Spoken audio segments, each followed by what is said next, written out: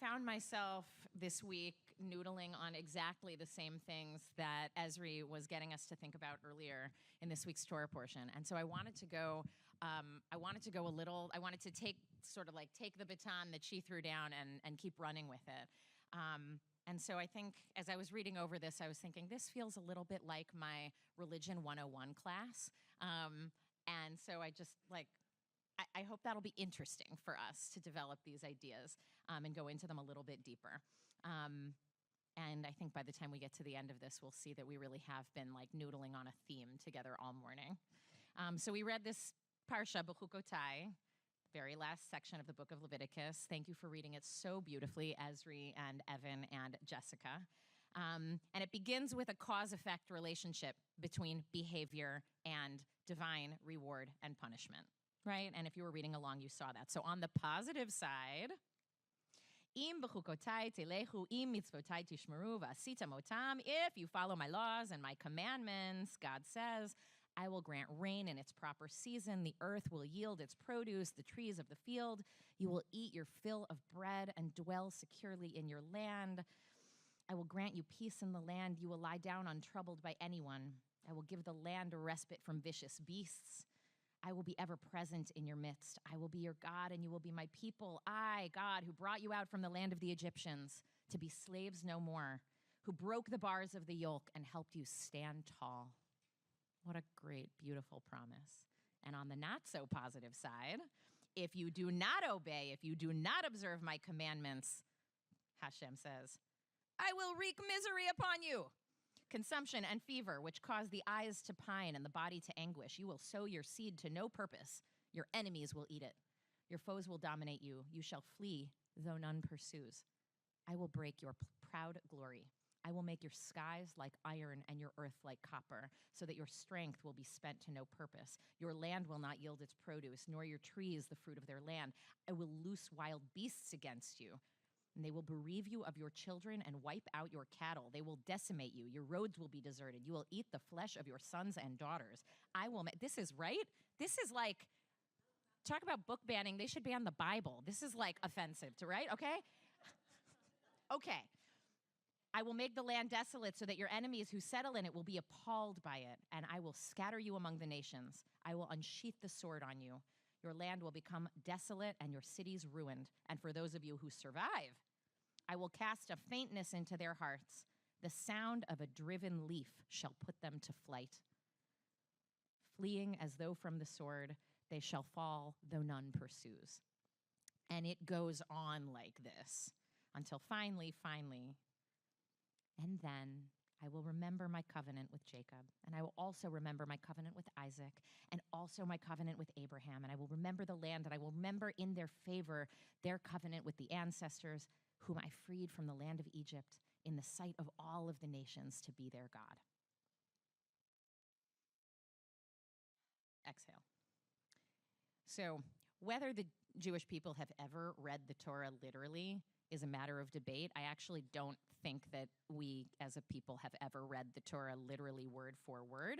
However, we certainly haven't for the past 2,000 years. Like right about the same time as the New Testament was being written and a whole different religion was being built on the kind of foundation of Judaism, but taking it in a different direction, a different religion called Judaism was also being built on the foundation of ancient biblical Judaism. And so for thousands of years, at least the past 2,000 years, more than that, honestly, when we come upon places in the Torah that don't make sense or that bother us or that challenge us, this is an invitation. It's an invitation to untangle, to be explained, to be challenged, to, try and mine for the deeper meaning. And so the way we get there is we just first ask questions. We go into our curious mind before we go into that reactive place of, I don't like this, that's wrong. Let's actually take a step back and go into our curious mind. What are the questions that what I just read brought up for you? You can take a minute to think about it, but you can just shout them out. If you're watching online, you can put them in the chat. What are the questions that come up? What do you want to know? Yes, please. Why would anyone worship this God, right? Like, why would anyone enter a relationship with this higher power? Yeah, please, Nancy.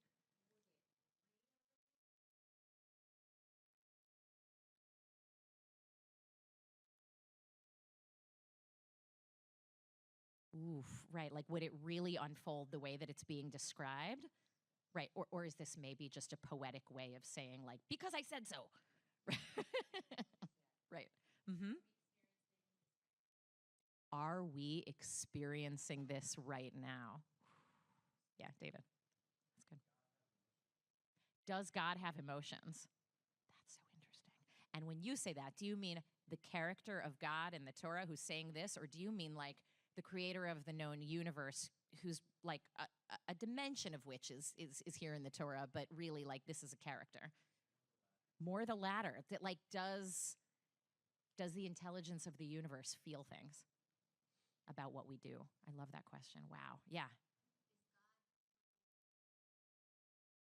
Is God looking to be loved or feared? I feel like I remember that mafia movie that had trailers on TV like 20 years ago where some guy with a very thick like Brooklyn accent was saying like there's love and there's fear and fear is more powerful than love. You want to be feared, not loved, you know. But I don't know. What is anybody know what I'm talking about even? Yeah. Why is God so fragile? It's a great question. It's like the more powerful you are, the more fragile you are. Like what's up with that? Yeah. Anybody else? Great. All of these are great questions. Um, Rabbi Elisha Anselevitz from the Pardes Institute of Jewish Studies, who is like a master of Jewish philosophy and halacha, this week reading this parsha says it's very important immediately to say one cannot in good conscience ascribe to a simple theology of divine reward and punishment. It doesn't work. We can't do that. And the rabbis who have been reading our tradition before us, Esri quoted Rashi, but many of them, like, they didn't ascribe to a simple reward and punishment kind of theology either. They also saw, as we see, good people suffer for no reason, and people who do bad things get away with it, skate right by. And so the fancy word in religious studies for this, trying to understand how a all-loving, all-powerful, all-knowing God could allow evil to exist in this world and for there not to be justice. So that's called theodicy. And it's worth saying every so often something happens that does sort of reaffirm our sense that maybe in fact there is justice in this world. Like, I don't know, a verdict gets handed down and it feels like a person who really deserves, or a society that really deserves to be corrected is done, like that happens. But even our biblical forebears knew that it doesn't happen every time for everyone, certainly. And so Rabbi Anselevitz and all of us, we know when we encounter something in the Torah that appears on its face to be problematic or not true. So that's not an invitation to throw it away. That's an invitation to try and understand more deeply this tradition we've inherited. And so I wanted to give you a couple of angles that when the tradition looks at this parsha, the way that it makes sense of it. So one version of this deeper look for the sages over the years, like, this problem is solved by the afterlife, right? So we don't, as Jewish people, we don't talk about the afterlife that often. We really tend to focus on the here and now. However, that idea is present in our tradition. And one way of getting out of this bind, feeling like, well, we don't see the rewards and punishments of people's behaviors actually playing out in this world, karma in reality, is just to be like, the afterlife will take care of it, right? We don't have to make sense of how this world functions, why evil people get to just skate by. They'll get what's coming to them in the world to come. Many of us are not satisfied with that, right? It seems sort of like a cop-out. And we yearn for something that can kind of confirm our lives with experience. So another option is just like we don't know everything. We don't know everything about everyone. We don't have the full picture. We have limited perspective. Right? So we see good people we love, suffer. or we see evil people prosper, and we don't see justice for people who hurt others and the planet, and we just have to believe or have faith that there is something bigger going on here that we don't fully comprehend. And all we can do is follow a moral code, do what's right, and believe that there is and will be justice for all of us in one form or another, maybe in this life or the next, and we just have faith in that. And to take it a step further, did anybody watch The Good Place? Anybody make it through that whole show? Or even, yes, or even the first season and a half. So good, right? For people who did not raise your hands, the show is a kind of extended meditation on exactly these questions. And so at some point, the cosmic judge, who is played by the brilliant Maya Rudolph, explores the complex morality of buying a tomato at the store. And so this is sort of expanding on this idea, we don't know everything. And so the simple act of buying a tomato at the the simple act of eating a tomato, what might have used to have been just, plucking a fruit from your yard and eating it, is now this complex moral quagmire. To buy a tomato at the grocery store calls into the moral calculus your climate footprint, yours and the tomatoes, labor practices in the field and at the grocery store for that matter, the ethics of capitalism, genetically modified food, and if you paid on your phone, the entire mining industry. Then again, you're helping employ scientists and farmers and store workers. You're eating healthy food with nutrition that's nourishing your body. But the point is, eating a tomato in 2024 is anything but amoral. It's a deeply moral act. How can we, with all of these different moments, every interaction we have is fraught with moral ambiguity, and let's be honest, our unwilling complicity in systems that hurt people and the planet all the time, no matter how much good we do, how could any of us ever expect to find ourselves in the good place? With that, in that first set of descriptions. Bummer. So, alternatively, Rabbi Harold Kushner says, as Esri quoted earlier, he wrote a book, When Bad Things Happen to Good People. He says, don't try to answer the question, why do bad things happen to good people? You can't answer it, he says. The whole God being all-powerful thing? No. He says no. God is good.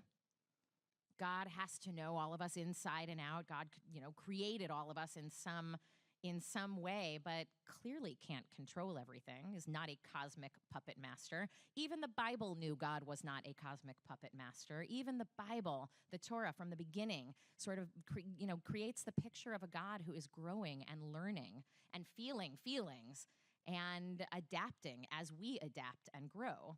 And so this idea, this sort of three-part God, omniscient, meaning all-knowing, omnibenevolent, meaning all good, and all-powerful, it's actually a Greek idea. It's not a Jewish idea, and it's not in the Bible. And the rabbis of the Talmud and from sages up until this day can't really fully get behind that idea.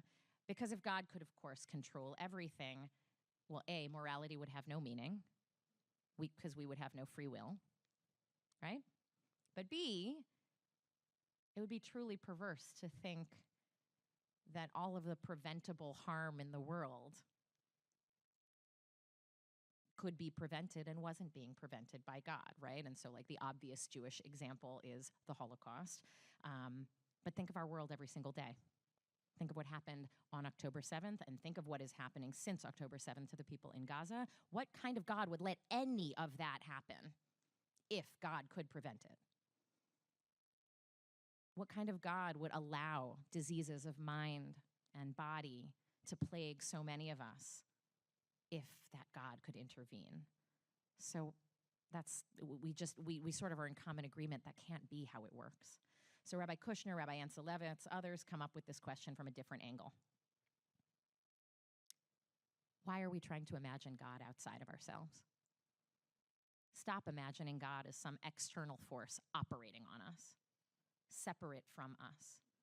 Instead, think of God as the internal voice helping us navigate when life inevitably throws us curveballs and bad things. And so, like Mr. Rogers used to say, look for the helpers. Look for the helpers. Look for the people who are clearing out the rubble, feeding people even though they themselves are hungry or scared, cleaning up the beach even though tomorrow the tailgate party happening in Michigan is going to wash new trash up on the floor, on the shore. Look for the people who are going toward the pain to help and to heal when someone else is going through hell. And that's a little glimpse of heaven. And so God, rather than coming down from on high to reward and punish, is the commanding voice emanating not from out there, but from in here, telling us the truths of existence that actually, like, we know, reminding us that heaven isn't some reward for behavior that is separate from how we show up, from the behavior itself in this moment and in the next. So Rabbi Shefa Gold, reading this week's Torah portion, says, Bechukotai describes two different states of consciousness. It's not about out there, it's about in here. And this can become the lens of perception that mediate our experiences here on earth, of life's gifts and challenges. She says, it's not out there. We experience hell and heaven right here.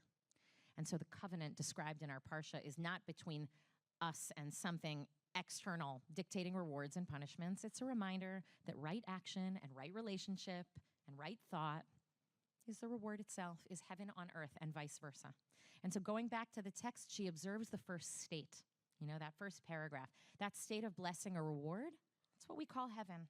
In this state, we notice the miraculous change of the seasons and the taste of fruit. There is a sense of enoughness in whatever we have and a feeling of ultimate safety regardless of our changing circumstances.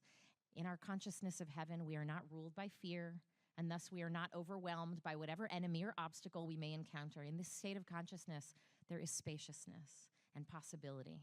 The Torah awakens us to the possibility of constant grace, and we can carry this seed with us to remind us that the liberation from the slavery of hell is actually always possible. We carry it within us all the time. And the flip side, of course, is the state of consciousness, which is hell. When we are in a state of hell, it seems that God and everyone is against us. We are ruled by fear, and there is this nagging feeling of lack and scarcity, and we are preoccupied with the sense that something is always wrong. When we eat, we are not satisfied. In this state of hell, even the sound of a driven leaf will scare us and send us running, and we feel like strangers, and life itself seems like enemy territory. In hell, anxiety puts us constantly on the defensive, and our heart is layered over with armor, preventing us from knowing true joy. And so Rabbi Gold says the blessing of this week's Parsha is helping us recognize that rewards and punishments are actually states of consciousness in our own experience, gratitude or scarcity, forgiveness or holding a grudge, living our day-to-day lives with a sense of inner confidence or a sense of anxiety and fear. And she says this recognition of the differences in the ways to respond to what happens to us in the world is the beginning of our freedom. We can learn that heaven is our true nature, and when we feel lost in hell, we can remember that grace is offered to us, and that it is only a matter of time before that path leads us back to our true nature home. I feel like that is a beautiful way to make sense of what we read this morning. So I want to close with a story. Sebastian Junger, who is an ardent atheist, son of a physicist, and a best-selling author, recently published a book called In My Time of Dying, How I Came Face to Face with the Idea of an Afterlife. And I only encountered this because I feel like he wrote the book recently, so he's doing a press tour, so he's making the rounds. Have any of you heard him on, whatever podcasts you listen to? Or yes, okay, a little. So in this book, he describes being rushed to the ER with a ruptured aneurysm for which there is a very low chance of survival. And the doctors have made clear what his life and death situation is. He's in immense pain, laying in the trauma bay in the hospital, and he sees a dark chasm open up in front of him. And he's scared, and he knows if he goes into the dark chasm, he's not going to come out. And all of a sudden, he hears the voice of his father, who has been dead for years, appear to him in a kind of, disembodied but very palpable way and comforts him and says, "You can join me now." And Sebastian Junger thinks, absolutely not. You're dead. I'm not joining you there. And no, I'm not going there and I'm not joining you. And he manages to actually survive this near-death experience. I will make the connection in a moment, I promise. Junger decides eventually, after years, to write about this near-death experience, as well as the phenomenon of near-death experiences across time and space and cultures, which are interestingly remarkably consistent with the experience he had. And he also examines the possible explanations neurologically, spiritually, quantum physically, atomically, mathematically, of what happened to him there. And it's all very interesting, but at a certain point he says, I think it's possible that we know about as much about reality as a dog knows about a TV set. Like, we have a very limited and superficial sense of it. But mostly we have absolutely no idea or even frame of reference for how to make sense of all this reality, which includes how our behavior fits into what happens to us in this world and beyond. And so when asked to summarize the whole experience taught to him, if it has changed his life at all, Junger says,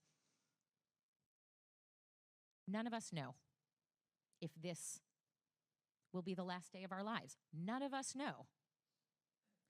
So what are we going to do with it? And so if you live like that, he says, in all likelihood, you'll have a good life and you'll act well toward others.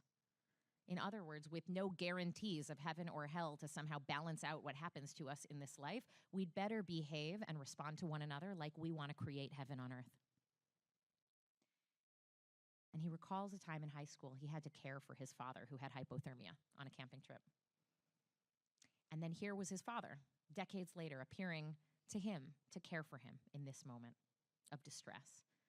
And Junger says, this is the baton that generations of human beings pass off to one another as we go around the track in life. He was like, I will take care of you when you need me most, and now you're going to take care of me, and now I'm here to take care of you, and we just keep doing that, you know? That's salvation. That is salvation. Whether we are just biological beings and we end utterly and completely when we die, or whether it's a completely physical universe and has no transcendent meaning, or there is something more that we are connected to, the fact that we take care of each other when we are needed most, that is what saves us psychologically and physically. That's what makes life worth living, and it may frankly be the most essential component of existence. And so he says, so don't miss out on it. Don't miss out on this moment. Like right now is all you get. You don't get the past anymore. You don't get the future. You get right now. Don't spend it on your phone, he says. Don't spend it watching TV. Be here now. This is life. Having almost died, I can tell you that is the only way to live that honors this extraordinary freak show that is our universe. He closes out by saying, the fact that no one in this world knows when the last day of their life will be, you have to ask, what virtues would you want to represent you on that day? And he says, I'm guessing you won't be on your phone. I'm guessing you won't harbor grudges. I'm guessing you'll be kind and loving to people and appreciative of everything. And he says, weirdly, those are all pro-social behaviors. And if we did them all the time, we would save our society and our planet. And then Rabbi Stephen, looking at this draft, said, also, we might care less about what other people think, take bold action, take risks, stand up for what feels right and what you believe in, go against the grain, do the scary thing, all of it. So I just want to bless us that we learn the blessing of this week's Parsha, the blessing that heaven and hell lay squarely in our hands to create in this world and for one another, and the blessing that we might each create a little bit more heaven, starting right now, starting in the way we experience this moment.